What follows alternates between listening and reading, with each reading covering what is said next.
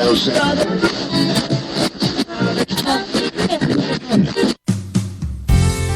got it locked into New York's best talk, HTLA Radio 1, New York.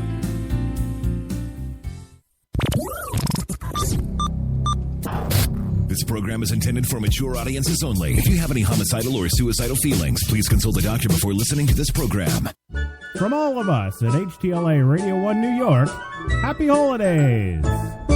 Oh yeah, there you go. Happy holidays, gang. Yes, I don't know what quite wrong is with my throat today. Could be all that throat cancer. Yes, from all those coffee and cigarette shows. See, I am literally risking my life for you every single weekday just to bring you this fine show. There you go. And, of course, on the fine show today, wow, yeah, dang, it's worth my life, I'll tell you that much. Today on the big program, 6 dead as men hunt ensues in a local PA township, plus the darker side of Darth Grandma. And, of course, not all. I have a butt-breathing turtle. Yes, of course I do. And I'm happy to actually announce today that the United States is okay with religion. Thank God. Oh, come on, that was funny. No? Okay, well, there you go. I guess that's all I get. Okay, well, yeah. So we're all okay with religion, apparently. Yeah. All that and more today. So come on in and grab a cup, have a seat, and of course, light one up, because you've got it tuned to the Coffee and Cigarettes this Monday Mocha.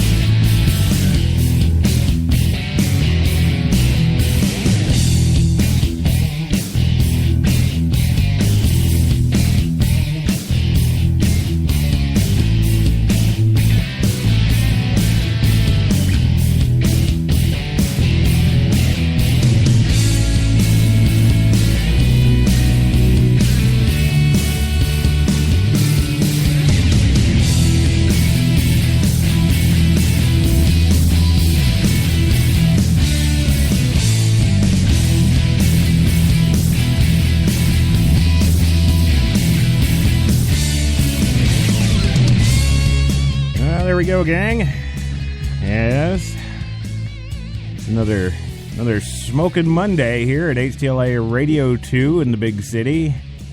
Yes, almost 50 degrees today. Yeah, sunny, 46 degrees right now currently in the Central Park, and yeah, it's not too damn bad at all.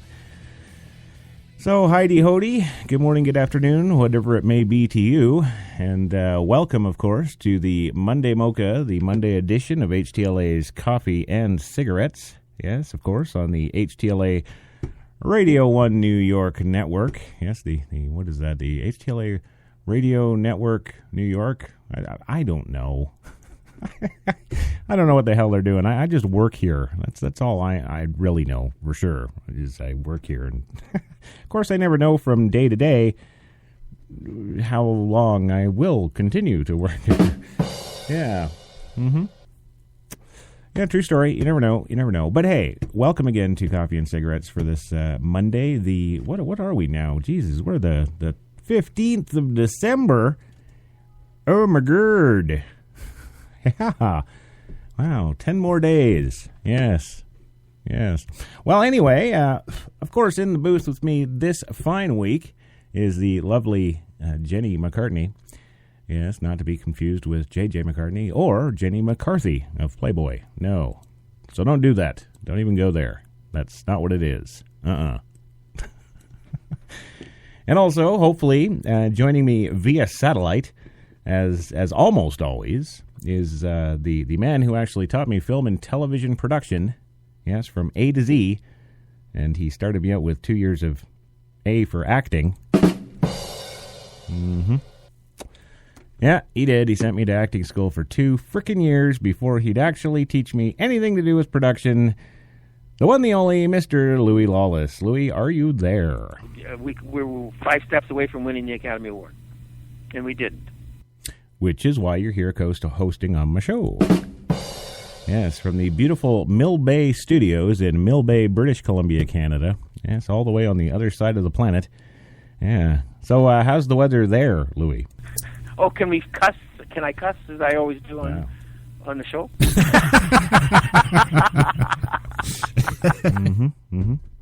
Okay, well, yeah, that's what I asked. No. What? Okay, well, there he is, and there she is, and here we are. Yes. I also need to mention that today's episode is brought to you in part by Tim Hortons NYC. Yes, the fine folks at Tim Hortons bringing you all their coffee and baked goods, some of which I'm enjoying today, by the way.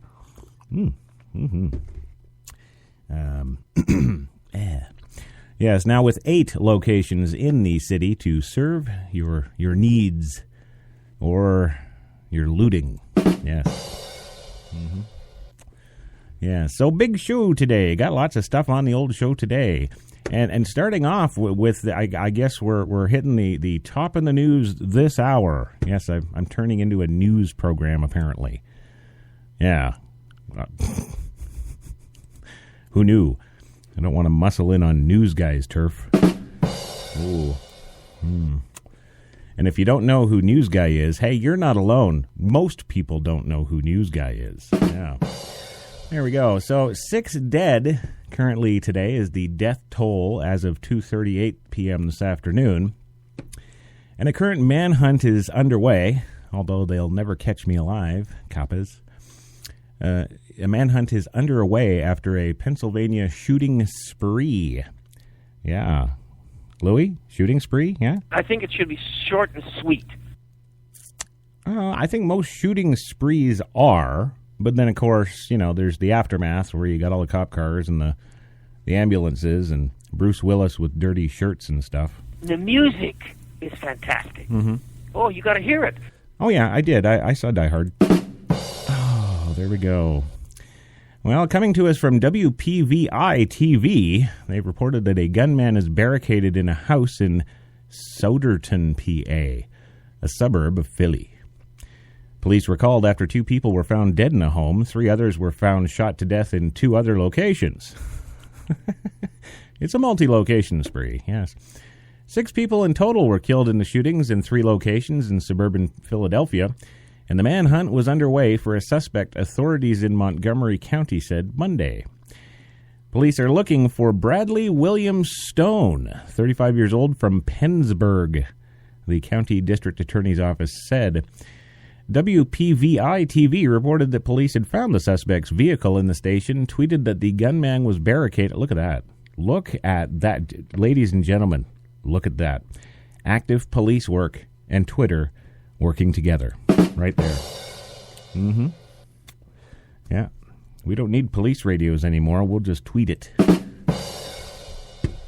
My God. Just tweet it. He's barricaded in the town of Souderton. Yes. Where 2 people were reportedly found dead later, multiple media outlets indicated the focus of the manhunt had moved to Pennsburg. Yes, wherever the heck that is. Authorities said the shootings appeared to be related to a domestic dispute. Mighty big family, yeah. Due to police activity in Souderton and Harleysville, wow, where do they get these names? Our schools have been placed on shelter in place as of 8:45 this morning.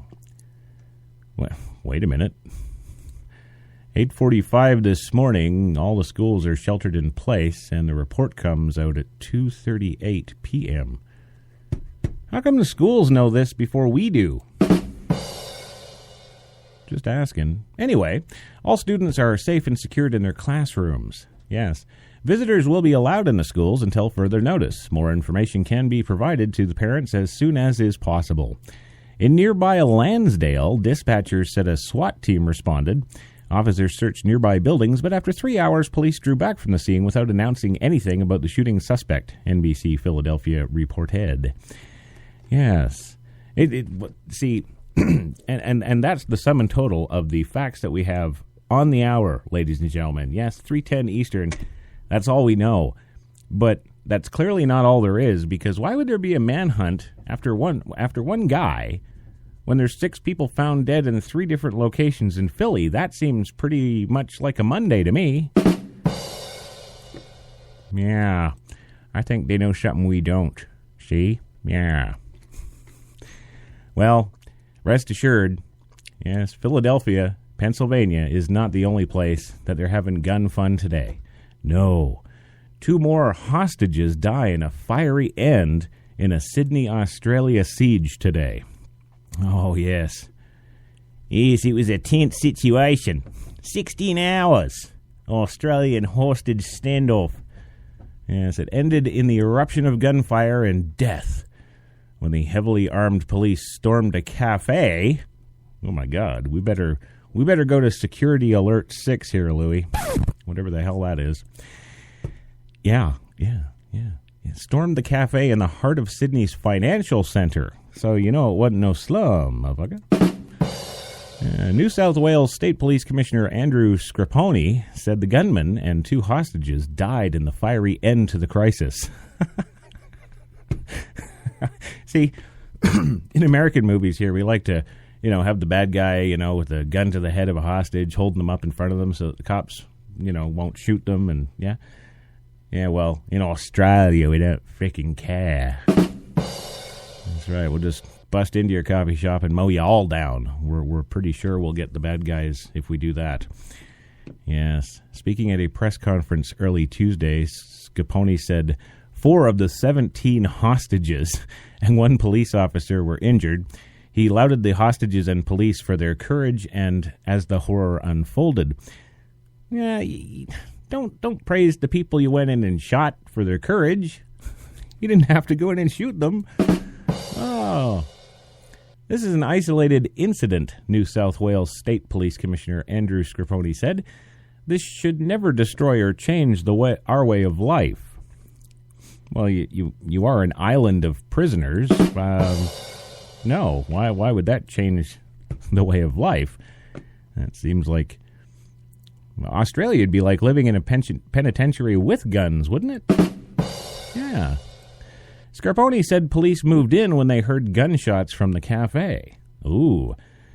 After hours of little movement, live TV suddenly showed a group of about 6 hostages running from the Lindt Chocolate Cafe. Police then swarmed the building and to the pops of gunfire and smoke grenades. Moments later, one weeping woman was helped out by the officers and at least 2 other people were wheeled out on stretchers, one still clutching his coffee cup. There you go. That's me right there. That's the trooper right there. He's got his coffee, man. Mm-hmm. Ain't nothing gonna stop me from drinking my macchiato, boy. There you go. Incidents unfolding inside the premises led them to believe that now was the time to deploy, he said. A 34-year-old man and a 38-year-old woman were killed in the firefight. Oh, well, it's Australia. Yes, this is a one-off random individual. It's not a concerted terrorism act or event. It's a damaged goods individual who's done something very outrageous. His former lawyer, Manny Codicis, told the state's news agency, the ABC, Australian Broadcasting Corporation. His ideology is just so strong and so powerful that it clouds his vision for common sense and objectiveness. ABC reporter Soban Hanu said that she heard a volley of gunfire and loud explosions followed by screams and more explosions. See, the first part is news. The volley of gunfire, that's news. Yeah, loud explosions, I'll even give her that. But the followed by screams and more explosions, no, that's just a kind of duh. Earlier, the lone gunman had issued demands and claimed to have bombs scattered throughout the city. Well, I don't know. That sounds kind of terrorism to me. Yeah, the gunman had also released videos on YouTube. What is it with the whack jobs going to YouTube? What is that? Use power. That's why power is corrupt, and it is. We see it every day. We see it in every job. It's the same thing. Well, I know, but even you never, ended up on YouTube. Oh no, wait a minute. Captain Northside. Yes, the Planet of the Dinosaurs. I believe you are on YouTube there. I think they cut the movie down to like 24 different parts. It's like little 3-minute snippets all the way through the whole movie. It's really annoying. Oh, hundreds of heavily armed police officers, many in sniper positions, had taken control of the streets around the cafe in the area of the Martin Place downtown. 5 hostages were able to flee safely in the first several hours of the standoff. An undisclosed number of hostages remained in the cafe until the fiery resolution, police said. "We are doing all we can to set you free," Scarponi said, and said at a news conference hours after the crisis began. The incident began around 9:45 a.m. Monday. Local time Sydney is 16 hours ahead of New York. And yes, 3 hours before that, the children in schools were locked down for their own safety.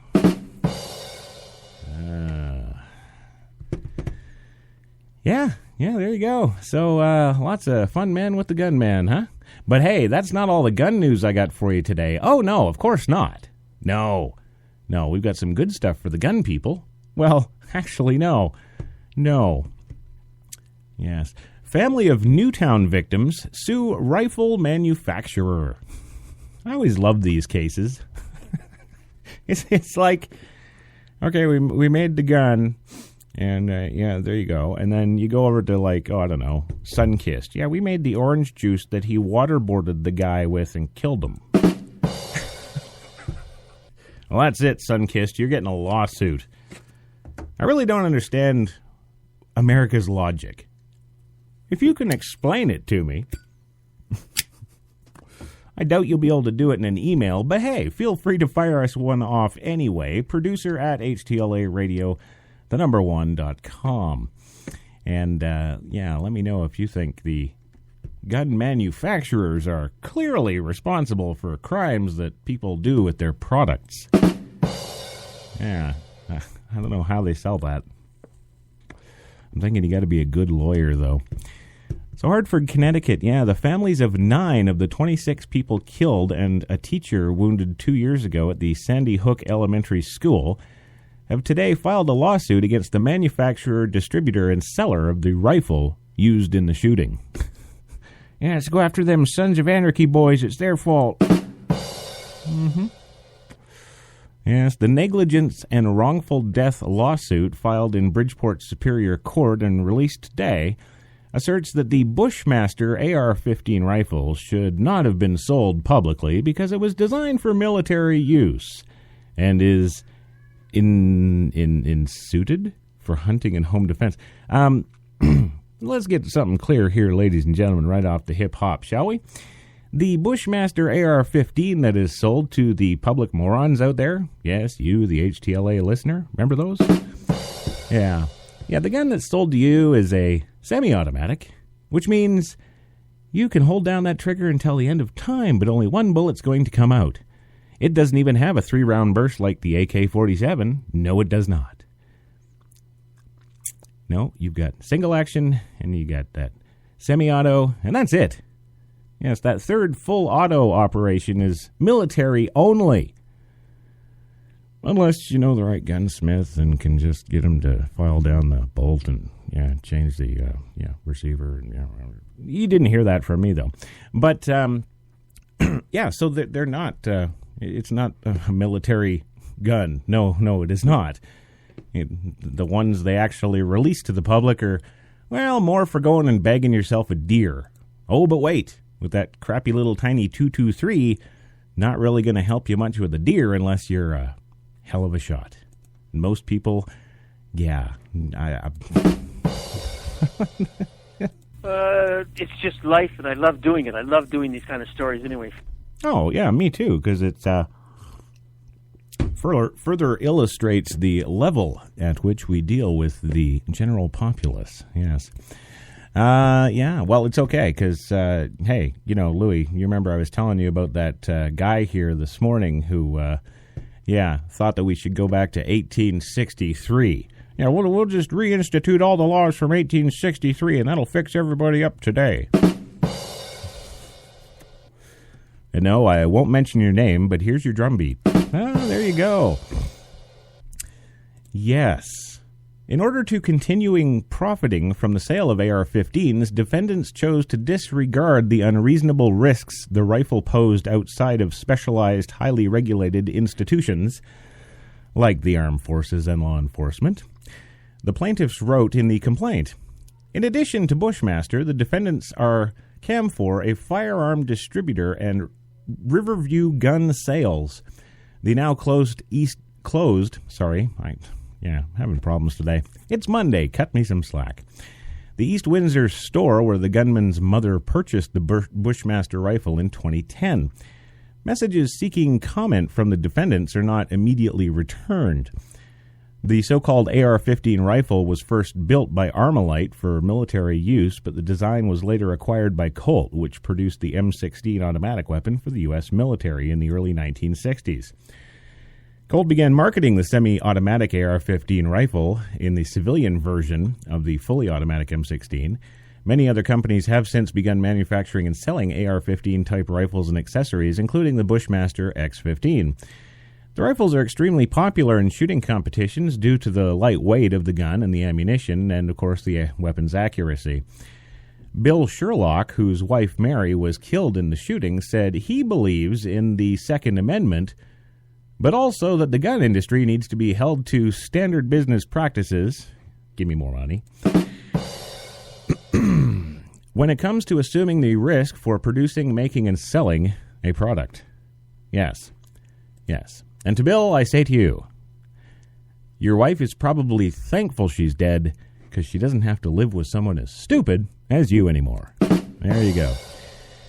Yes, these companies assume no responsibility, of course, for marketing and selling a product to the general population who are not trained to use it, nor even understand the power of it, he said. The plaintiffs include Sherlock and the families of Vicky Soto, Dylan Hockley, Noah Posner, Lauren Rousseau, Benjamin Wheeler, Jesse Lewis, Daniel Barden, Rachel Diavino, and teacher Natalie Hammond, who was injured during the shooting. Well, injured? Well, you got to be a crack shot to injure somebody on purpose like that. Yeah. Well, the law suits unspecified monetary damages. Yes, there you go. Figure that one out. He called me, and he called me. He kept calling me, and I wouldn't answer the phone. Yes, that's right. That's right. Here, Louie, here's a school bell for you. There you go. All right, wake up. Yes, Nicole Hockley, the mother of the 6-year-old victim Dylan and Mark Barden, the father of 7-year-old victim Daniel, appeared at a news conference Monday morning with the U.S. Senators Richard Blumenthal and Senator Chris Murphy. They declined, of course, to comment on the lawsuit and instead pushed the new laws and programs to restrict access to weapons and improve mental health treatment. Wow. Look at that. See, I think that's the first time in print any news agency, anything to do with guns, has actually used the words improve mental health treatment in any of this crap right here. First time. There you go. You heard it here first. Quote, my little Daniel's death was preventable, Barden said. Dylan Hockley's death was preventable. Well, yes, it was. Absolutely. It's your fault. You dropped him off at school that way at day. Jesus. Yeah. Your kid was smart enough to be in school. It's his own damn fault. Yeah. Hey, don't look at me. Same logic here, ladies and gentlemen. The Newtown gunman, Adam Lanza, shot and killed his mother, Nancy, on the morning of December 14th, 2012, before driving to the school and gunning down 20 children and 6 educators with a semi-automatic rifle, he committed suicide as the police arrived. How come nobody is suing the manufacturer of that car that drove him to the school? Come on. Come on! Oh, is it Chevy? Ford? Come on, just say it. We'll have a case ready tomorrow. In 2005, Congress and President George W. Bush approved a federal law that shielded gun makers from lawsuits over criminal use of their products.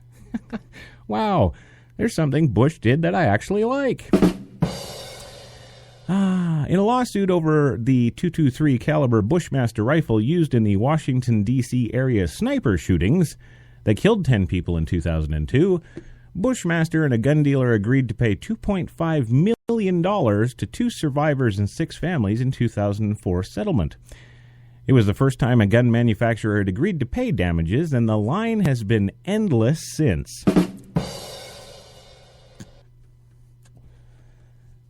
Yes. So this is really just a story for people lining up for money. It's kind of like the bread lines in Russia. They're just lining up for bread after democracy. Remember that? Yeah. Oh, I love that drum. I love that drum. And I know you all hate that drum. That's why I keep playing it. Anyway, gang, we're going to go for our first 2-minute commercial break on this extendo edition of the Monday Mocha. When we come back, lots more fun. Lots more fun, including new studies that find big jumps in teen use of e-cigarettes.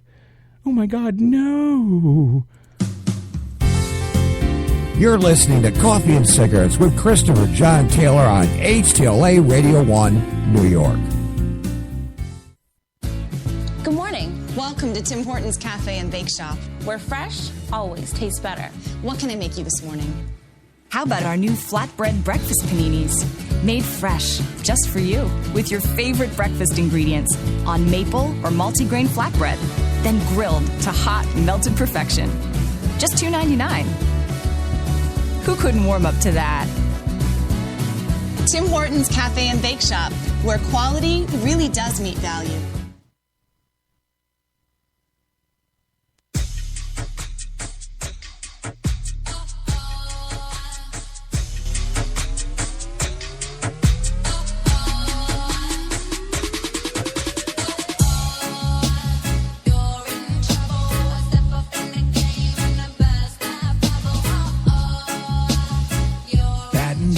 Glasses. White Rum has a new captain. Introducing the all-new Captain Morgan White Rum, 5 times distilled for a smoother taste. When you have cable and your picture freezes, you get irritable.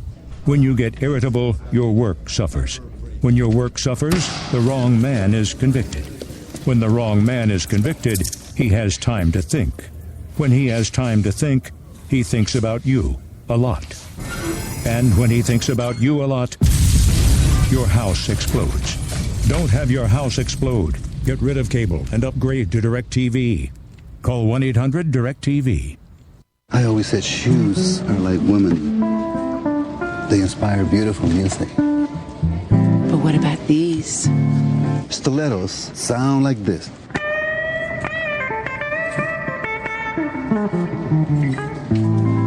What does my fragrance inspire? That's got soul.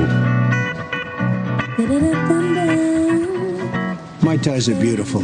They don't need music. Bringing the stars together. That's the magic of Macy's. You walked into the hotel as a 5. But when she saw the room, you turned into a weird 7. When she saw the rooftop pool, you went to 11. You two should probably get a room. Oh, that's right. You already did. At Planet Earth's #1 accommodation site, Booking.com. Booking.yeah. You're listening to Coffee and Cigarettes with Christopher John Taylor on HTLA Radio 1, New York. From all of us at HTLA Radio 1 New York, happy holidays! Yeah. That's a Kicking back on the lazy Monday afternoon here, the Monday Mocha on your coffee and cigarettes for today, December 15th. And, yeah, you like that Happy Holidays thing. Yeah. Why not? Why not? Yeah, we do it every year. Yeah, that old Christmas thing, that religious holiday. Yes. Yeah, still 47 in Central Park right now. Still sunny and clear. Like that. And, yeah. So before the break, it was all the guns. Yeah, so many guns. And how they're responsible, obviously, for the deaths of untold thousands, really? Yeah. Yes, it's all the guns' fault. I guess we should probably let those perpetrators go, or the ones that we've gunned down. Well, I guess the cops need to go to jail now because they've clearly killed innocent men that were wielding those guns, because it was all the guns' fault. Yeah. You see my argument there? You see why that whole, well, the manufacturers of the guns, had nothing to do with it. Thank you very much. No, they didn't, because, come on, seriously. It's really, sadly, it's laughable. And I say sadly because, of course, these court cases are actually heard, and, there's big stakes involved. These companies that have, in some cases, actually in the case of Bushmaster, who've built up from just a small business in the United States, thank you, American made, these guys have come up through the ranks, they've done the work, they've expanded, they've come out with some excellent products. Nobody cares about that, though. No, and they don't stop to think about the 30-odd years it's taken them to achieve what they've achieved, just for some whack job and some families to come and threaten all that legally with, well, you made the gun, so it's your fault. Yeah. Right. Well, moving on. We've got some fun stuff, including, as of course only coffee and cigarettes would bring you, 2 new studies that have found a big jump in the teen use of e-cigarettes. Yes, what are we going to do now, parents? All our children are inhaling water vapor. It's the end of the world. Oh, my God. Yeah, seriously. 2 new studies have found that far more kids are using electronic cigarettes than previously reported, raising fears that the products could hook another generation of nicotine even as cigarette use is falling. Yeah, I hate to break it to you there, USA Today. Cigarette use is not falling. In fact, between the ages of 25 and younger in New York, it's now up to 16% in the big city. Yeah, that's right. And you see, that's the problem, actually, when you go ahead and say something's bad. That's bad. Well, what do you think that attracts there? Let's stop and think for a minute. Do, do, do, do, do, do, do. Or as my friend Jay likes to say, never mind. Yeah, let's think about that for a second. Who is going to be attracted to something if we say it's bad and stay away? Drugs are bad, okay? Oh, the kids, they get into the drugs. Oh, stay away from that rock music. It's bad news. It's the sound of the devil. Oh, rock music, eh? Okay, thanks. Got it. Oh, and don't you smoke, kids. Smoking cigarettes is bad, okay? Oh, okay. Smoke cigarettes, rock music, sex, drugs, rock and roll. Yeah! We are adept at training our youngsters, aren't we? Yes, we sure are. So, you take your cigarette use on the decline and stuff that up your butt because it's on the rise. Yes. And now, about 25% of high school students in Connecticut and 29% of teens in Hawaii have now taken to e-cigarettes now, according to separate studies. About 18% of the Hawaii teens and 12% of the Connecticut high school students have used e-cigarettes in the past month. Both studies were done back in 2013. Those rates are much higher than the latest data from the Centers for Disease Control and Prevention, which found that 45% of listeners to coffee and cigarettes now smoke their brains out. There you go. Authors of the Hawaiian study, published online today in Pediatrics, note that e-cigarette use has grown exponentially among kids, doubling every year since 2009. Sales of e-cigarettes in the USA were $11.7 billion in 2013, according to January report in the New England Journal of Medicine. The Connecticut study was published Tuesday in Nicotine and Tobacco Research. Yes, there's a magazine we should subscribe to. Yes, Nicotine and Tobacco Research. Yes. The Food and Drug Administration has proposed regulating e-cigarettes and other tobacco products, but has not issued a final rule. Yes, that's because we'll take our Bushmaster AR-15s to you, and we'll blame the manufacturer. There you go. So don't you even think about it, FDA. We got you in our sights. The proposed rule would ban the sale of e-cigarettes to people under the age of 18. Yeah, okay. Yes, sorry.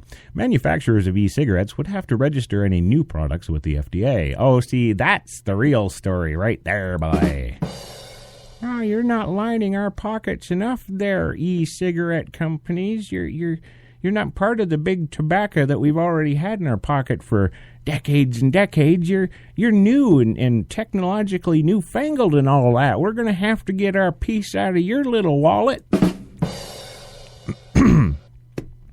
Although 40 states currently prohibit e-cigarette sales to minors, 16 million kids under the age of 18 live in states where they can buy e-cigarettes legally. According to a report released Thursday by the CDC, e-cigarettes resemble cigarettes but contain no tobacco. They heat a liquid into a vapor that's inhaled. The liquid contains nicotine as well as chemicals and flavorings such as chocolate, bubblegum, and mango. Well, this is something for you PCers to come back and kick you in the face, because the only people that smoke chocolate, bubblegum, and mango are homosexuals, and you voted for the right for them to be equal and have parades and smoke bubblegum e-cigarettes, so suck it. There you go. The Smoke-Free Alternatives Trade Association, it's really the FDA, just under a different name, an e-cigarette industry group, says it opposes marketing to minors, but it supports the ban on sales of e-cigarettes to people under 18. Yeah, because they'd care. That's nothing new. Hasn't there been a ban on anybody in cigarettes under 18, forever?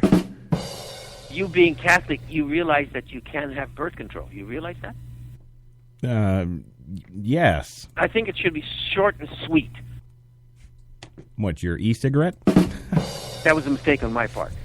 Well, that's okay, as long as, it's okay. That's why power is corrupt, and it is. We see it every day. We see it in every job. It's the same thing. Yeah. Oh, I know. And I'm with you. And here it is again, rearing its ugly head, apparently, somehow. Yeah. Manufacturers say e-cigarettes are a suitable substitute for tobacco and can help adult smokers quit. Well, yes, because that's what all the tobacco companies want, you to quit. But authors of the Hawaii study note that e-cigarettes are marketed in places that are popular with teens, such as shopping malls and movie theaters. Many teens who use e-cigarettes have never tried conventional cigarettes, the new studies also show. Quote, there is no question that e-cigarettes are a gateway to smoking. It's a gateway drug. It's a gateway drug. I'm telling you, they start with that, they'll be snorting crack. Oh, man. We haven't gone anywhere since the 1960s, have we? No intelligence. No, come on, really? Peter Ham, oh, this ought to be good, a spokesman for the Campaign for Tobacco-Free Kids, says that the FDA should quickly put its proposed regulations in place. Quote, we can't afford any more delays by the tobacco industry. Time to continue targeting kids with this new generation of products, Ham says. 2/3 of the teens in Hawaii survey saw e-cigarettes as healthier than traditional cigarettes, which may explain why more of them had experimented with e-cigarettes than other drugs. About 47% of the Hawaii teens had tried alcohol, 18 tried marijuana, and 15% had tried conventional cigarettes, and 94% lied. There we go. Studies show fewer kids today are using conventional tobacco. That goes back to the 94% lying. There you go. Conventional cigarette use among teens has been cut in half since 2000. Wow, really?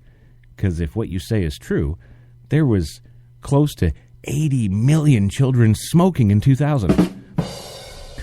Falling from 28% of high school students in 2000 to just 12.7% of high schoolers in 2013, according to the Campaign for Tobacco-Free Kids. And you know, when you're a nonprofit campaign, you've got to report numbers like that because all the money you get is nonprofit and it's donated and it's free money. And you've got to look like you're doing something. You're not giving the investor any points back on his money, so, well, you got to make some outrageous claims like that, don't we? Yeah. Use power. That's why power is corrupt, and it is. We see it every day. We see it in every job. It's the same thing. Thank you, Louis. And now, we must go to the dark side. Can you give me any help for $25,000? No, not that dark side. The Star Wars dark side. All right, go a half an hour. Do I get $50,000? Again, you know what? What would you do with all that money? I need to try and raise $25,000 to enter in the Academy Awards, and I think it's a fantastic risk because we have a tremendous chance.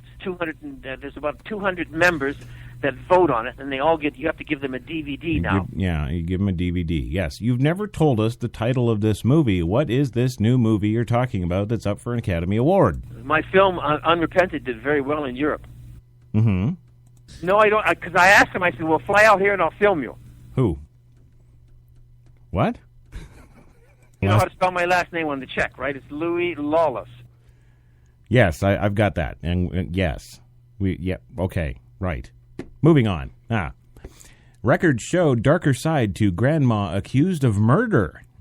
Yes, the evil Dark Lord has turned another in Detroit.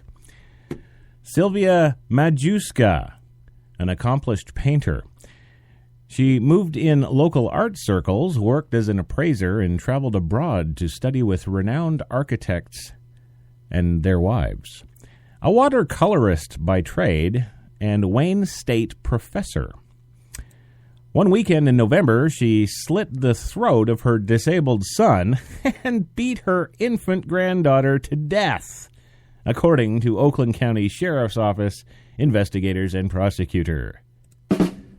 You know, nothing quite says that you've chosen the dark side like slitting the throat of your disabled son and beating your infant granddaughter to death. Jenny, why don't we have the sound bites there? You know, the dun dun dun dun dun dun dun dun. You know, or maybe just record that snippet of me and play it back, and we'll loop it during this story. This is awesome. 65-year-old Sylvia is in the Oakland County Jail on suicide watch. She was released Tuesday last week from the hospital following an apparent suicide attempt in Oxford, where investigators say she attacked her son, Darreen Gailey, 29, and sliced his throat with a box cutter, likely as he lay sleeping. She then beat to death 7-month-old Charlie Lillian, her granddaughter. The attacks took place sometime between the night of November 22nd and the morning of the 23rd, when police discovered the bodies and found Majewska bleeding from the wrists of self-inflicted wounds. Yes. Majewska was arraigned in her hospital bed December 8th, charged with 2 counts of first-degree premeditated murder. Investigators have been unable to interview her thus far, but say they have evidence she planned the killings because she believed her son, who suffered from cognitive disorders, would be better off dead, as would the baby. The notion of a grandmother and mother of 4 grown children stalking through a house, killing family members, is a stark contrast to her public persona as an artistic soul, painting landscapes around the world and assisting with projects at the Detroit Institute of Arts. She once was the director of the Starkweather Art and Cultural Center in Romeo, and her online resume lists her former exhibition director of the Paint Creek Center for the Arts in Rochester, New York. The Center for Creative Studies once provided her a splendid opportunity to study in Italy under the tutelage of architect Marco Nobili and his wife Louise, a former Wayne State University professor and noted watercolorist. But thousands of court documents that span almost 2 decades show a completely darker side, painting Majewska as a controlling and determined woman intent on directing her son Darin's life. Even when he was a small boy, and particularly after he was diagnosed with a seizure disorder and cognitive disabilities, as anyone who graduates in the United States is. There we go. Yeah, well, Mom was very, very angry. When Darine Gailey fell in love with a woman who had her own mental health issues, Amanda Hendrick of Cairo, in the mid-2000s, Majewska was distraught. According to police records, Hendrick received Social Security benefits because of a bipolar condition. Majewska, alarmed at the budding romance, filed motions in Oakland County Probate Court to become her son's legal guardian, along with his father, Andrew Gailey. According to rescues,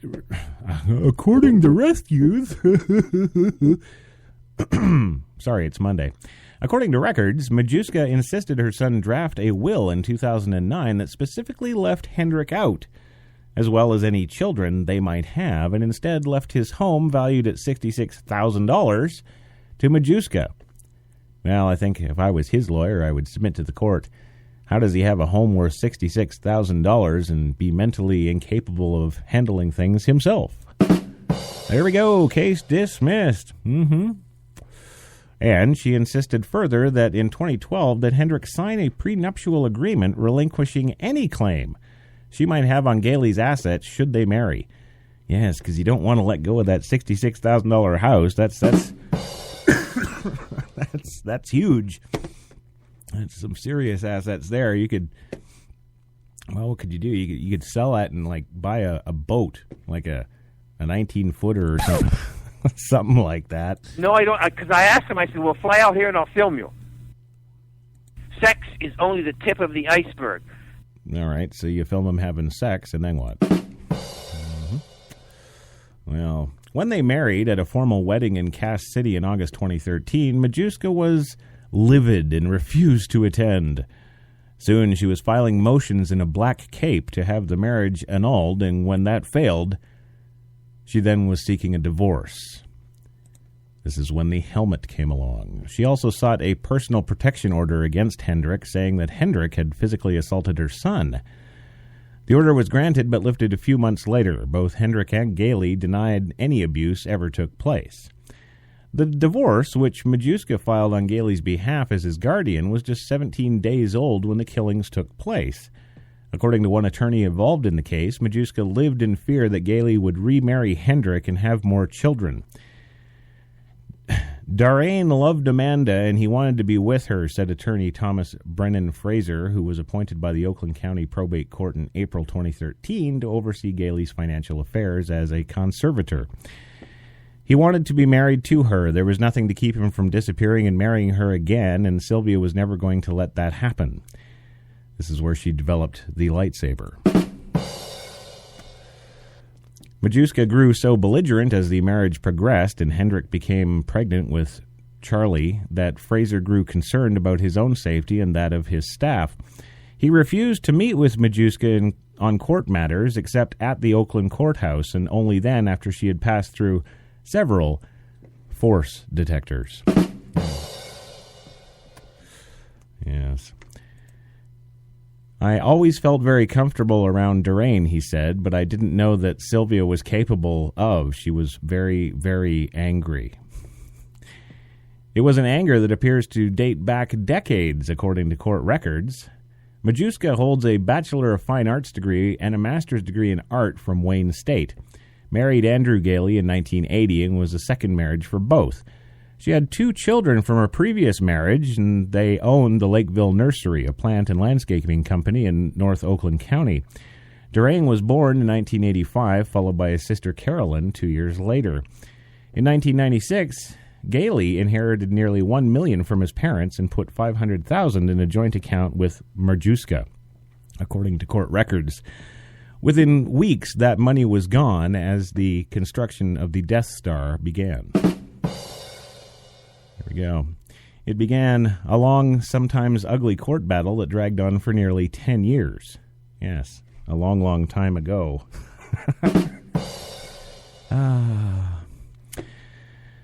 Darain, frequently at the center of the litigation, Marjuska began presenting the court with handwritten letters, almost illegible, that she insisted Darain had written, claiming he was being abused and neglected by his father during visitation.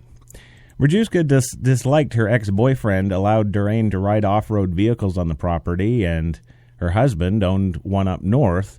In one letter, now part of the court files, the boy wrote, quote, "I like to ride our four-wheelers and snowmobiles up north. My mom worries because I flipped one four-wheeler into the creek. I also hit a tree." Oh, come on. You know what? Name me one stormtrooper who hasn't hit a tree was one of those things, huh? There you go. She wasn't just feuding with her ex-husband, she was fighting with neighbors. Yeah, suing them in 2002 over the use of their driveway, which ran adjacent to her property, accusing them of harming her apple trees and causing drainage trouble on her land. Oh, she's a force now to be reckoned with. Yes. Like Marjuska, Gailey was also Darain's guardian. He, too, attended probate court hearings. Quote, "He was a calming influence on Darain," Attorney Fraser said. "I would see him standing in the hallway talking to Darain with his hands in his pockets, nodding. Darain would do anything for his dad. But Marjuska, the force to be reckoned with, and Gailey took a back seat to his wife's role in trying to manage their son's life," Fraser said. "It was just too hard to go up against Sylvia," Fraser said. "So we gave her the Hoth system." A document signed by Marjuska dated November 22nd, the Saturday she was with Darain and Charlie in the Oxford house. Investigators said they think it's likely the killing took place that day, before the ink was even dry, based on the conditions of the bodies. In the report, Marjuska wrote that her son's mental health was, quote, "much improved because of, quote, that manipulative woman is gone." Yes, that woman being Ben Kenobi. Yes. "He has his old friends back, he has his family relationships, and they have stabilized," she wrote, before dropping it in the mail. The document arrived at the courthouse November 24th. By then, the bodies had been removed from the modest three-bedroom home, the yellow police tape strung up across the lawn in the flapping wind. There we go. Yeah. Isn't that a nice lady, Darth Grandma there? I think that's... she should win like an All-Star American Nice Lady Award. I think. That's just me. We gotta go for our next commercial break. We'll be back in 2. You're listening to Coffee and Cigarettes with Christopher John Taylor on HTLA Radio 1, New York.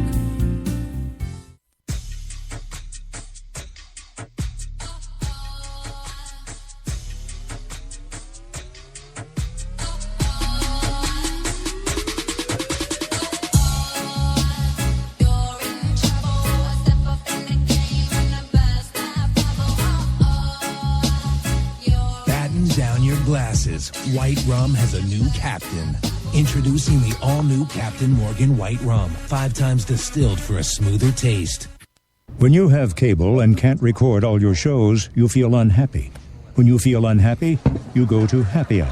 When you go to happy hour, you're up for anything. When you're up for anything, you head to a Turkish bathhouse. When you head to a Turkish bathhouse, you meet Charlie Sheen. And when you meet Charlie Sheen, you reenact scenes from Platoon with Charlie Sheen. Don't reenact scenes from Platoon with Charlie Sheen. Get rid of cable and upgrade to DirecTV. Call 1-800-DirecTV. Instead of mailing everyone my vacation photos, I'm saving a ton of time by posting them to my wall. Ooh, I like that one. It's so quick. It's just like my car insurance.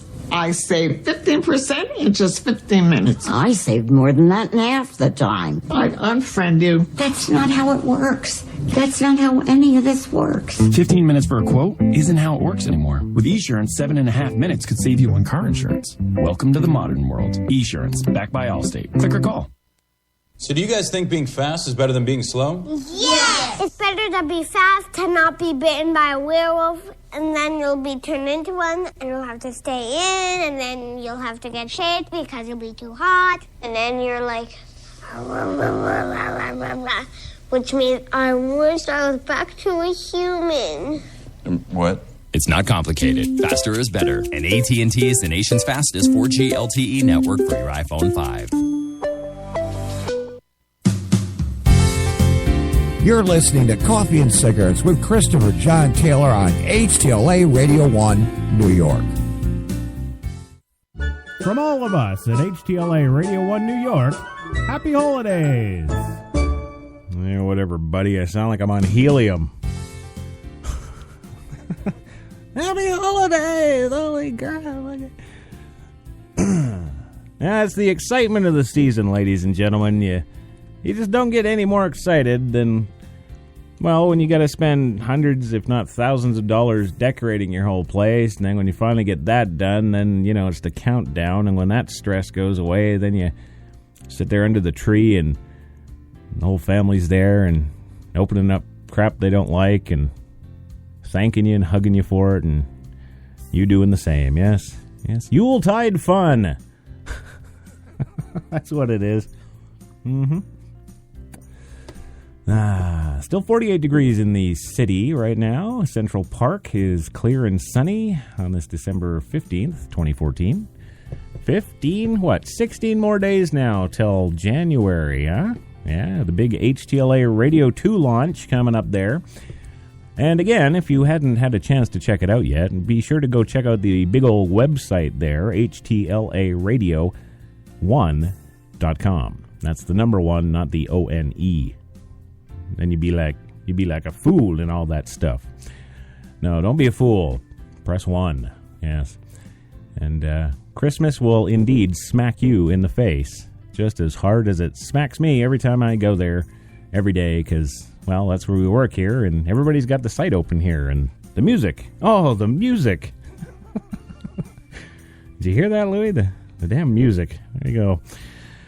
Yeah, so today on the big show, all kinds of stuff. Just had a segment there on Darth Grandma.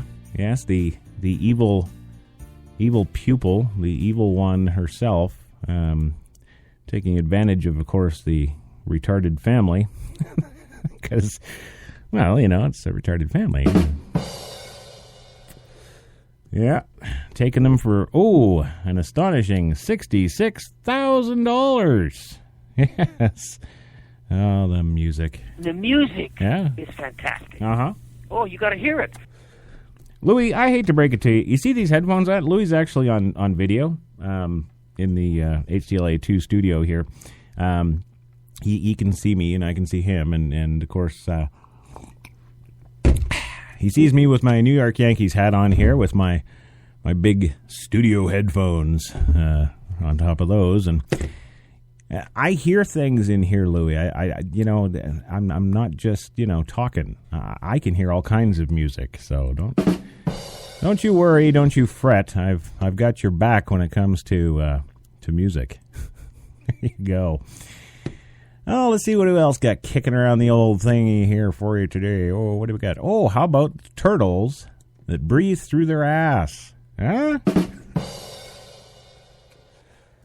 Yeah, I'm not kidding. No, I'm not. No, sir. No, ma'am. Whatever you may be to me. There you go. Near extinction, yes, but turtles that breathe through their ass. There we go. The days of the white-throated snapping turtle, yes, and there is a Latin pronunciation for it that I am not even going to attempt. Nope. Appear to be numbered, according to the Australian government. Ah, yes, that lovely prison island again. They have recently declared the particular snapping turtle, the white-throated snapping turtle, thank you, to be critically endangered. If that isn't attention-grabbing enough, well, no, because it's not really, but anyway, consider that the animal prompted a biologist to talk like this, quote, These turtles breathe out of their ass, which is super awesome, end quote. That's James Cook University researcher Jason Schaefer, who spent 8 years of his entire life studying these turtles in a habitat where dams, agriculture, and, well, predators are making it increasingly difficult for them to survive, reports Scientific America. One of Australia's largest freshwater turtle species, which can live up to 100 years old, the white-throated snapping turtles do indeed possess the unusual skill. Cloacal respiration is what they call it, by which they extract oxygen from the water via their ass, reports James Cook University. Thanks to dams, though, water is becoming too sluggish for this kind of breathing, bringing the reptiles to surface where they are vulnerable to predators and restricting them from traveling to find mates. And what girl wouldn't be impressed with a guy who can breathe out of his butthole? Huh? You betcha. You don't even have to go to eHarmony for that. That's something you can find on Craigslist. Mm-hmm. Also, their eggs take 7 months to hatch, plenty of time to be eaten or trampled. Almost nothing is surviving, Schaefer says, and there's nothing coming up to replace them. Pretty soon we'll blink and there will be no more left. Yes, except little turtle shells. Yes, turtles that used to breathe out of, well, I guess, their ass. That was a mistake on my part. No, no, this time I'm definitely going to disagree with you on that. You had nothing to do with that. He called me, and he called me, and he kept calling me, and I wouldn't answer the phone. Well, why would you? You know, anybody who's going to accuse you of, you know, making extinct the little turtles that breathe out of their butt, yeah, you shouldn't pick up the phone at all. My film, Unrepented, did very well in Europe. Yes, it did. Yes, and you're a millionaire from that. And power, that's why power is corrupt, and it is. We see it every day. We see it in every job. It's the same thing. That's why you join me, actually, every day from Mill Bay Studios in beautiful Mill Bay, British Columbia, is because you don't work anymore. You don't have to, right? Huh? No, I don't, because I asked him, I said, well, fly out here and I'll film you. Uh-huh. But you need money from me? Can you give me any help for $25,000? Okay, well, moving on. Yes, Americans are mostly okay with religious displays on public property, apparently. Yes. And I guess they're not including Islam on there, because I'm not okay with all those terrorists in the protest for Ferguson. I'm not, no. But when it comes to religious holiday displays, Americans show that their views are a bit complicated. Most Americans are okay with religious holiday displays on government property as long as multiple symbols are represented, according to new Pew Research. The poll released today found that 44% of Americans thinks that Christian symbols should be allowed on government property regardless of whether religions are represented. 28% said that those symbols should not be allowed unless they're accompanied by symbols of other faiths. An example would be that nativity scene can be displayed if a menorah is also present. Whereas 20% said there should be no religious symbols on a government building or property, period. 8% apparently don't know.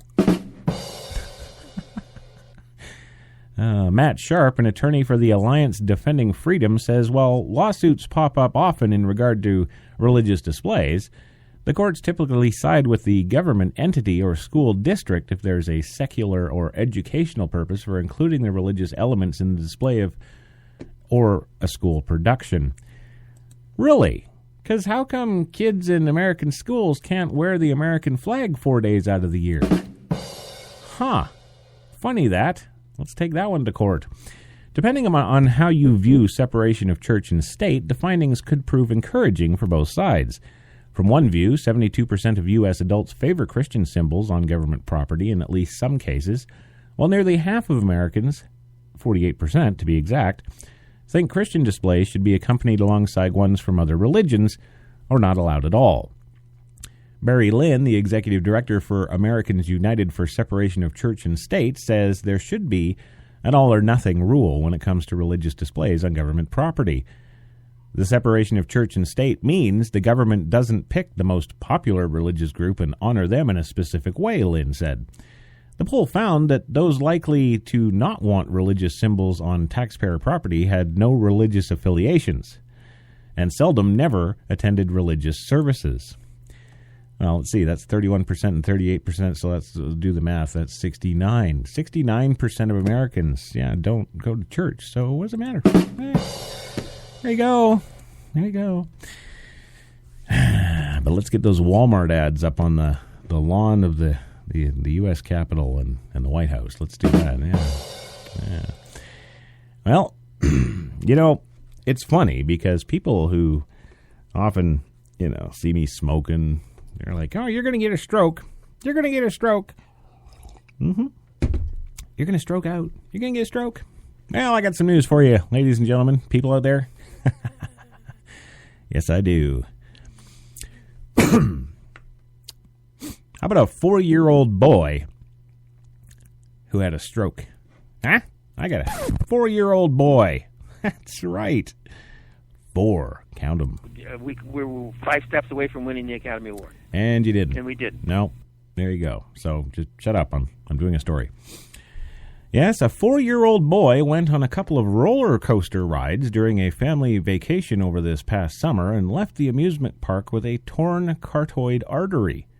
Doctors report in the Journal of Pediatric Neurology that the jerkiness and gravitational forces on the ride appear to be the culprit, and that tear resulted in blood clots that traveled to the boy's brain, causing a stroke. The boy began vomiting the next day and then developed a droop on his left side of his face, and on the flight home soon couldn't walk. Reports are Eureka alerts. The doctors say that while several cases of stroke resulting from roller coaster rides have been documented in adults, this is the youngest known case. They've identified only 2 other pediatric cases in medical literature at all, a 13-year-old and an 11-year-old.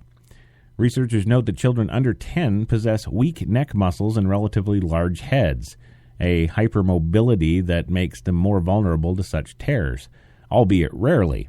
6 months after this event, which doctors treated with low-dose aspirin, the boy still has weakness on his left side, but is able to move his arm, grip objects, talk normally, perform above average in school, and even take karate lessons, which is part of his therapy, reports CBS News. Another 4-year-old boy is fighting a mystery illness that has left him completely ravaged by strokes. Yes. 4 months ago, a Long Island boy, Adam Leifkowitz, was a healthy, happy kid who liked to play on monkey bars and climb trees with his friends. More than 15 strokes later, the 4-year-old is barely recognizable to his parents, diagnosed with a rare autoimmune disorder called primary central nervous system vasculitis. Adam has not responded to typical treatment, stumping every doctor who has looked at his case. Well, get one from Canada. Yeah. The strokes have left the boy's legs limp and right eye closed. He uses a catheter to go to the bathroom, and steroids have packed on 25 pounds.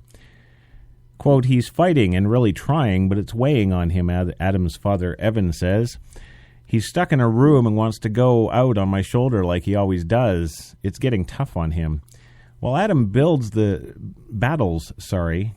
he's not building the mysterious source of his illness. No, he's battling it, thank you. In a Philadelphia children's ICU, supporters have, of course, set up an online fundraising campaign to help cover what could amount to hundreds of thousands of dollars in medical care. As of yesterday, more than half of the $50,000 goal had been reached. And today, well, we're at $35,868. And I'm going to give you the link here. So get your pens and paper out and get the hell over there and give them some goddamn money. That's right. Because I'm not going to stroke out, but this little 4-year-old is, and you need to get off your butts and send him some goddamn money. So, please join me in going to www.ucaring.com/medical-fundraiser/sweet-adam-s-fight-against-degos-disease. Yes, you go there and do that. You listeners out there. Yes. And for those of you getting or downloading the podcast, you can look in the comments section, and I will, of course, which I am doing right at this very second, as we speak on live radio, putting the, of course, the link right there in the live chat, and you can go ahead and see that and see it. It's in the info, and Bob's your uncle. There you go. Click on that. Go help him out. Shut the hell up. Don't want to hear you anymore. You're so damn concerned about my health at almost 50. You just go, instead of opening your mouth to me and telling me something that I already know, yeah, go throw $10 towards that kid, because he needs it a lot more than I need your comments. Thank you.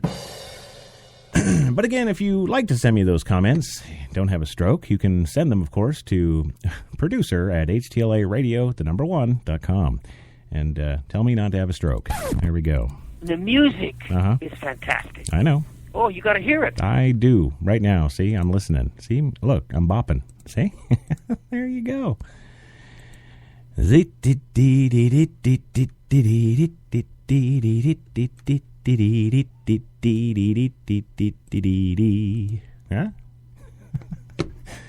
Nothing but talent here, I'll tell you. I'm not. No, I am not the... I don't know what the hell I'm talking about. Jeez. Well, we're going to go for our last commercial break on the special Monday Mocha Extendo edition. Yes, 90 minutes of joy and fun with me, the Stroker. That'll be my nickname. Oh, yeah, tune into Coffee and Cigarettes with the Stroker. It's the show where every show could be my last. There you go. So... don't say that's not fun, huh? Yeah. All right, gang, we'll be back in 2. You're listening to Coffee and Cigarettes with Christopher John Taylor on HTLA Radio 1, New York. Good morning. Welcome to Tim Hortons Cafe and Bake Shop, where fresh always tastes better. What can I make you this morning? How about our new flatbread breakfast paninis?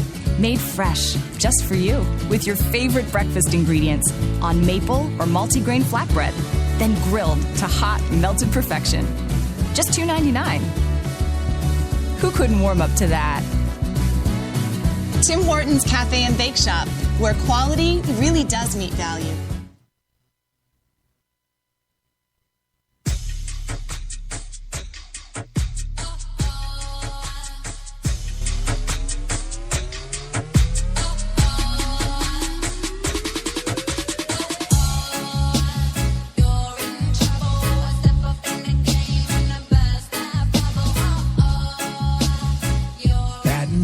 Glasses. White Rum has a new captain. Introducing the all-new Captain Morgan White Rum. 5 times distilled for a smoother taste. When you have cable and your picture freezes, you get irritable. When you get irritable, your work suffers. When your work suffers, the wrong man is convicted. When the wrong man is convicted, he has time to think. When he has time to think, he thinks about you a lot. And when he thinks about you a lot, your house explodes. Don't have your house explode. Get rid of cable and upgrade to DirecTV. Call 1-800-DirecTV. I always said shoes are like women. They inspire beautiful music. But what about these? Stilettos sound like this.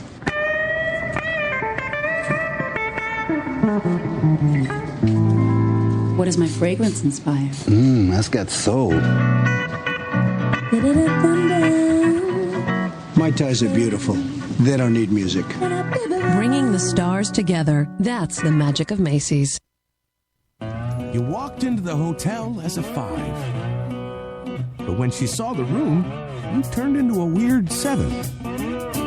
When she saw the rooftop pool, you went to 11. You two should probably get a room. Oh, that's right. You already did. At Planet Earth's #1 accommodation site, Booking.com. Yeah. You're listening to Coffee and Cigarettes with Christopher John Taylor on HTLA Radio 1, New York. from all of us at HTLA Radio 1 New York, happy holidays! Oh, man, I swear, that boy's on crack. Welcome back to the show. On the big show this afternoon, Coffee and Cigarettes, HTLA Radio 1's Monday Mocha. Yes, the 90-minute extendo edition we do Mondays and Fridays here. Show's on every day, 3 p.m. Eastern. Don't forget to tune in tomorrow. Yes, and miss all this wholesome goodness. 48 degrees, Central Park still, nice and sunny. I don't think we're going to have any winter issues today. But then, of course, there's always tomorrow. Yeah. So we've had some fun so far on the show today. Yeah, I'm talking about Darth's grandma. Lots of good stuff there. And, of course, the mighty AR-15 takes the hit in courts. It's all the gun's fault. That makes me want to take mine and go out and start spreeing. Go hit some malls and take everybody out. Tell them out of ammo. Because it's the gun's fault. I'll be fine. They won't shoot me or arrest me. It's not me, man. It's the gun. Maybe I'll even wear a t-shirt that says that. It's not me, man. It's the gun.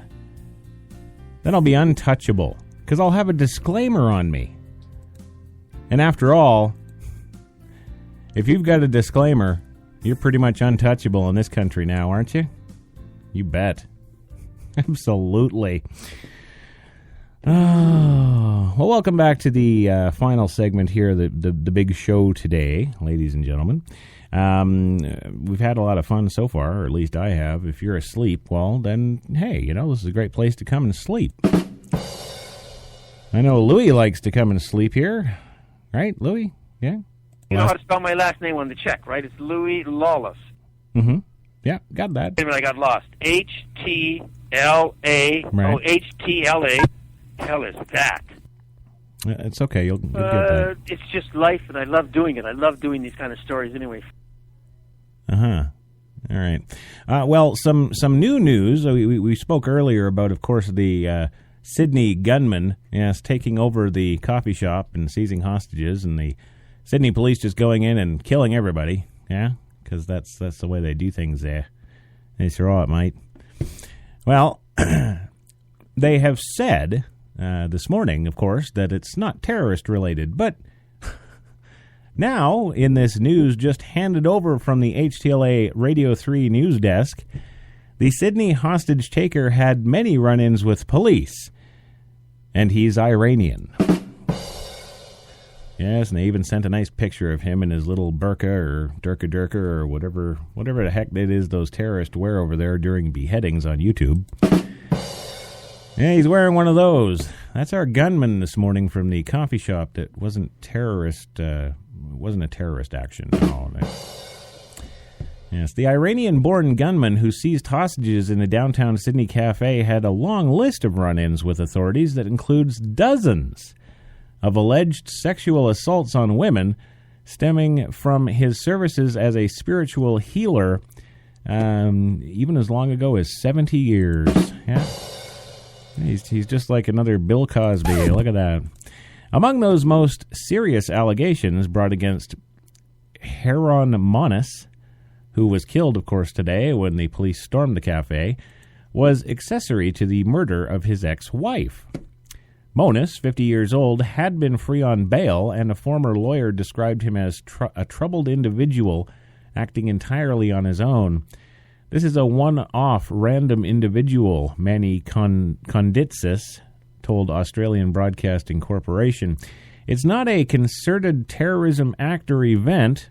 It's damaged goods. But he's an individual who's done something outrageous. Okay. Konditsis described his former client as a man of ideology so strong and so powerful that clouds his vision and common sense and objectiveness. Well, that sounds like terrorism to me. There you go. So that's the latest in. Yes, from the non-terrorist act, the man involved was a terrorist. There you go. Oh. And the woman who comforted the dying man moments after a crash in Houston. Yeah. A Houston man remains in jail Monday, charged with drunk driving, a wreck that killed a man on his way to work. A woman who came by the fatally injured man's side Thursday night, wants his family to take comfort in knowing that he was not alone after police said a white truck ran through a red light and smashed into the man's black SUV. Oh, see, it's a white truck smashing into an unarmed black SUV. Better get the race card out again. Seconds after Mandy McCracken saw the white pickup zip past her, she saw the SUV on its roof. Its driver, later identified as Chris Lopez, 40, oh, see, he's not white enough, was pinned inside and would later die in an area hospital. McCracken said she rushed to the driver of the SUV and started talking. A man hit you going 80 miles an hour, she said. You're not responsible for this. McCracken said Lopez, whose name she didn't know at the time, was unconscious but seemed to respond once she told him. I don't know if you're a Christian, and his arm twitched in recognition that he'd heard me. And I said, I'm going to pray with you. She stayed with him until police and firefighters arrived and used the jaws of life to extricate him. Somebody probably lost a brother, son, or friend, and it's all senseless, McCracken said. The driver of the white truck, Samuel Johnson, black, 24. Wait, I'm confused. Okay, the white guy's in the black truck, black guy's in the white truck. Oh, man. This is going to be a big gray area. There's going to be a lot of protesting. Well, Samuel Johnson was, of course, charged Saturday with driving while intoxicated, his third offense, and failure to stop and give information. Police say he had rear-ended another car and acted as if he would stop at a nearby gas station to exchange information, but the driver of that vehicle instead sped off before slamming into the SUV. Charges have not been filed in the death, but a second offense DWI in Texas could mean 30 days to a year in jail and a fine of up to $4,000. A third offense can be up to 7 years in jail and $20,000, plus a driver's license suspension of 6 months to 2 years. Well, that's kind of silly, isn't it? You could be in jail for 7, but we're going to suspend your license for 2 years. You can't drive in jail. Johnson, who was treated for his injuries and released in a Harris County jail on $10,000 bond. He had his first hearing, of course, today. Still shaken from what she saw, McCracken wants everybody celebrating this time of year to remember this. If you're going to drink, get a designated driver. And if you have a white SUV, well, you just stay white. There you go. There you go. And what else we got rolling around here for you on the big shoe? Oh, it's smoking news.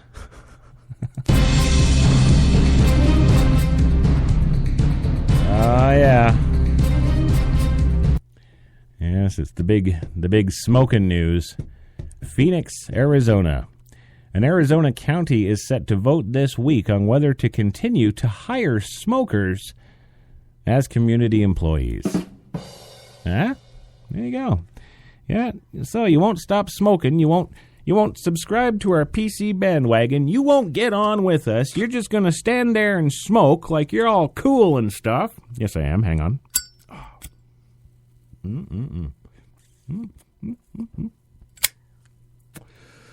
It's so much healthier, more healthy for you than Bubblicious. Yeah, now they're going to vote on whether to continue to hire smokers as county employees. So now, America, with our great free country, yes, the free country that men and women are still on foreign sands and shores dying for our right to be free, by the way. Just throwing that out there for some extra fun. Yeah.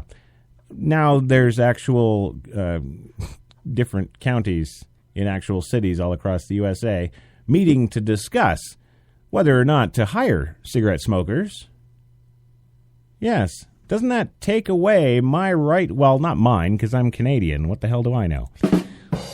Doesn't that take away you filthy smokers out there listening to the sound of my voice? Yes, all of us together in one unified voice. Doesn't that take our ability away?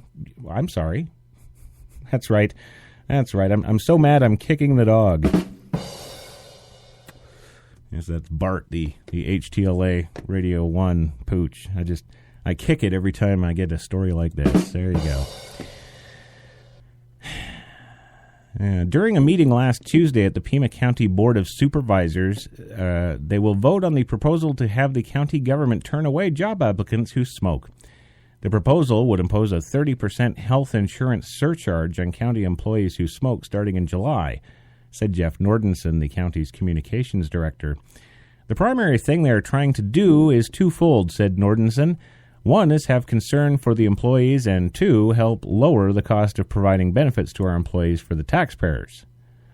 The county estimates it will save $13.4 million a year in tobacco-related expenses if the vote passes, according to Pima County memos. The demographics and cost effect of some smokers is just amazingly high, Nordenson said. Yeah. Well, I got to kick the dog some more. Oh.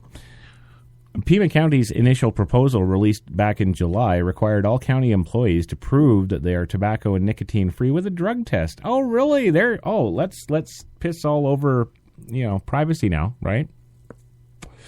Can't tell me that any of those people who are getting piss tests for tobacco, oh, well, now we found marijuana in your system. You were drinking wine last night. You've got Xanax in your system. You've got sleeping pills and stuff. We're going to fire you. Huh? How about that now? Well, let's see. The county employees will go down to like 4 people left, right?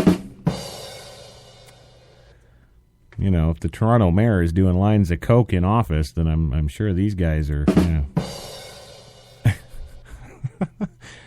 Oh, come on, really? Really? Well, according to Nordenson, there are no mandatory drug tests for everybody, he said. Oh, no, because you've just singled out the smokers. Mm-hmm. It's kind of like the Nazis and the trains and the Jews, isn't it? Huh. New employees would have to certify that they're tobacco and nicotine free for at least a year, with either a doctor's note or a series of ongoing drug tests, Nordenson said. Current employees will need to verify that they have been tobacco-free for at least 12 months if they don't want to pay a surcharge, Nordenson said. The county will drug test only if an employee is caught smoking or if there is a reasonable belief that that employee is smoking. So just like the commies, turn in your neighbors. Yeah, you know Joe that drives truck 32? Yeah, I saw him smoking. Are you kidding, America? Really? Do I have to kick the dog again? Because I will. Oh, yes. Yes. And yes, I am smoking in HTLA Studio 2 because my show is Coffee and Cigarettes. There you go. There you go. Yes, you'll never know the joy, you non-smoking filth. The county estimates 32% of its more than 2,000 workers are current tobacco users. So they must have a division of secret investigators, yes, that go and investigate those 2,000 employees they have if they believe that 32% of them are estimated to be smoking. What does the Arizona County have internment camps, maybe run by Joe Arpaio, Oh, wait. No, Joe smokes. Yeah, why don't you stick that in your pipe and smoke it? Well, some say the proposal essentially prohibiting employees from smoking on their personal time could be seen as discrimination. Wow, you think? I'm surprised they even used that word in the story. Really? Oh, my goodness, no. You think that might be discrimination? What was it? Not even a month ago. Those same PCers on that same stinking bandwagon, which I swear I'm going to take those wheels off and put square ones on, were pressuring the U.S. military. Yes, they were, to stop soldiers from smoking. Yeah, you go over and you put your life on the line for us. We're not going to let you have a cigarette. You know what that's going to get, ladies and gentlemen? That's going to get a whole bunch of U.S. Marines to take off their gear and go over and put on a frickin' robe and start beheading the non-smoking Americans. That's what that's going to do. Mark my words. You don't train forces to kill with impunity based on orders and then take away their cigarettes. You just don't do that. And it's gotten so bad in the military. Also about 3 weeks ago, what did the military have to do? Oh, well, we can't use the word Negro. We can't use that word in our regulation book now. That's a bad thing. And as I so eloquently pointed out, your own Martin Luther King fought for that very term to be used. And I'm George Takei. I don't know where my voice is going today. I don't know. Oh, wait. It could be all that smoking. Yeah. Well, U.S. justices, yes, won't put the brakes on a police officer's mistake. No. Yes, it's another Supreme Court ruling.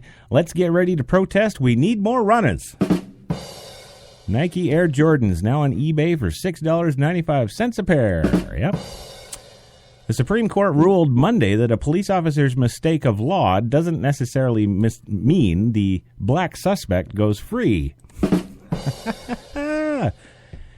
Yes, the Chief Justice has ruled 8-1 that a North Carolina police officer made a, quote, reasonable error when he stopped a driver on the basis of one busted brake light, which, as it turned out, isn't illegal under state law as long as the officer's light's working. No, as long as the other light, thank you, is working.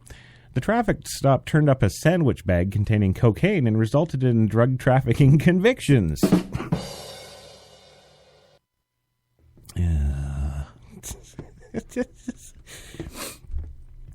Yes, so you didn't have probable cause because the light was busted out. Okay. Well, whatever. He still had cocaine, which resulted in drug trafficking convictions. Yeah. The decision was written by Chief Justice John Roberts. Justice Sonia Sotomayor was the lone dissent. Yes, Sotomayor, you might remember her from the Ferguson ruling. Yeah. The case argued on the 2014 terms opening day in October presented this question: can a police officer stop and search a car when the driver did nothing illegal, or would anything discovered be, as a defense lawyer Jeffrey Fisher argued, the fruit of the poisonous tree? Well, here's my 2 cents, gang. I'll go a little crash talk here for a minute. I got time. Oh, wait, no, I'm 2 minutes over. Oh, well, so what? You get it's a bonus show. Ladies and gentlemen, I give you the Monday Mocha Coffee and Cigarettes bonus show. There you go.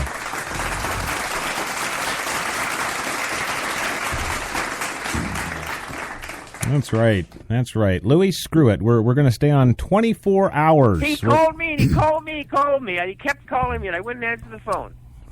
That's right. Did you hear me? I said we're going to go 24 hours. I'm just going to keep going. It's just life, and I love doing it. I love doing these kind of stories anyway. There we go. See? So he's all down. Jen, you good to sleep in the booth? Yeah? We can do that. I'd like to see you sleep in the booth. Yes, the poisonous tree. So if you want my 2 cents here, gang, I think anytime a police officer turns on the lights behind you and you're in your car, I don't think it should matter if you've done anything wrong. He's not going to pull you over, beat you, shoot you, and throw you in jail for the next 20 to life. He's not going to do that.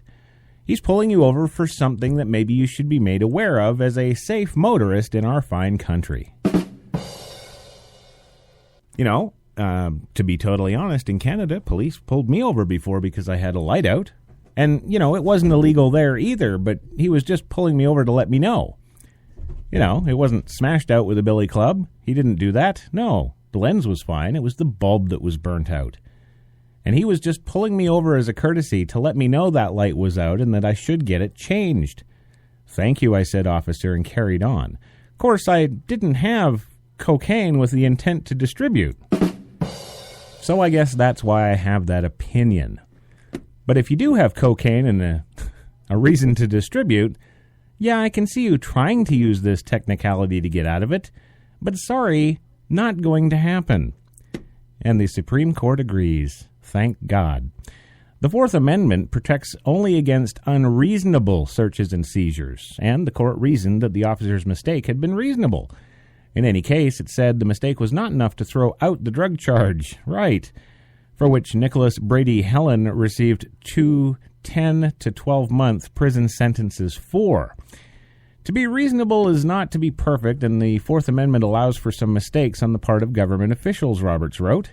Reasonable suspicion arises from the combination of an officer's understanding of the facts and his understanding of the relevant law. The officer may be reasonably mistaken on either ground, the Chief Justice added. Well, it's nice to see, some semblance of not moron idiots in the Supreme Court. That's nice to see. And I totally agree with them on the Ferguson deal, too. That made total sense, and yeah, so there it is. Well, gang, I'm not going to go 24 hours. I'm actually done now. I've got the CEO lady here ready to fire me for smoking in the studio. There we go. And, so hope you've enjoyed the show today, because Lord knows I have, haven't I? Oh, yes. That's all we got for today for you, but hey, coming up tonight, Straight Talk with Kate and Crash on HTLA Radio 1, coming up 8 o'clock p.m. Eastern. And don't forget to miss that one. And also, she's waving me off. There's a fire in the building. What's going on? Help me, Oprah Winfrey. I don't know. There we go. Yeah, so check out Straight Talk tonight, and it's going to be an awesome show. I'm not even going to tell you what it's about. You have to tune in, so there. And we'll catch you all tomorrow here for our regular coffee and cigarettes, 3 to 4 p.m. Eastern. Don't forget to miss it. We'll catch you later.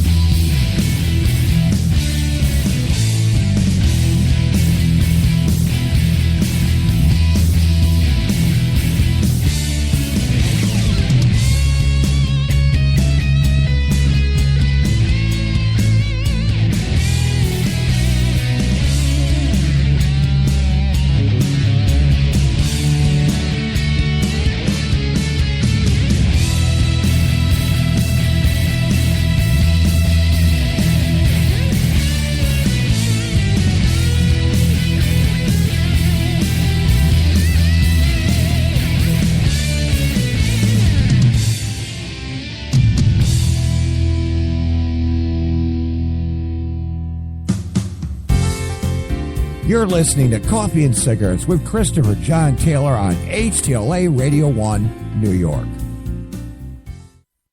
From all of us at HTLA Radio 1 New York, happy holidays!